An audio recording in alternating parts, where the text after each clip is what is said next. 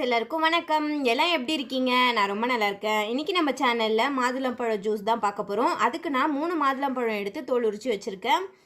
இது கூட ஒரு 2-3 பேரிச்சம்பழம் சேர்த்துக்கிறேன். பேரிச்சம்பழம் அப்படியே கொடுத்தா பசங்க சாப்பிட மாட்டாங்க இல்லையா?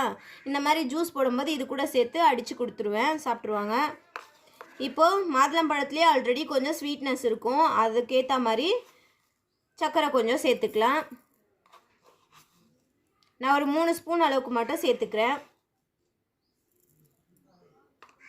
இதை நல்லா மிக்சியில் அடித்து கொண்டு வந்துடலாம். ஜூஸ் நல்லா அடிச்சுட்டு அதை வடிகட்டி வச்சுருக்கேன். இப்போ அது கூட பால் சேர்த்துக்கிறேன். 3 பேர் குடிக்க போகிறோம், அந்தளவுக்கு பால் சேர்த்துக்கிறேன்.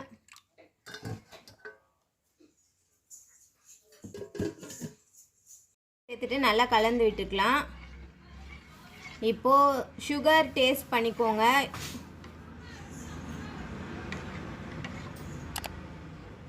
இன்னும் கொஞ்சம் வேணும்னா சர்க்கரை சேர்த்துக்கலாம், இல்லை இதுவே போதும்னா விட்டுடலாம்.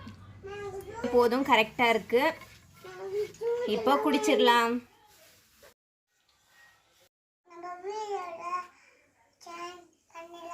சரி, நீ ஃபஸ்ட்டு எடுத்து குடி, ஜூஸ் எடுத்து குடி.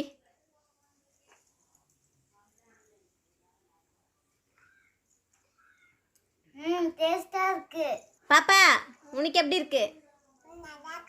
நல்லா இருக்கா? நம்ம வீடியோ பிடிச்சிருந்தா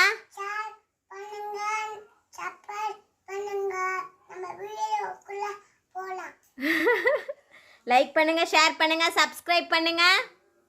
நம்ம சேனல் பிடிச்சிருந்ததுன்னா லைக் பண்ணுங்க, ஷேர் பண்ணுங்க,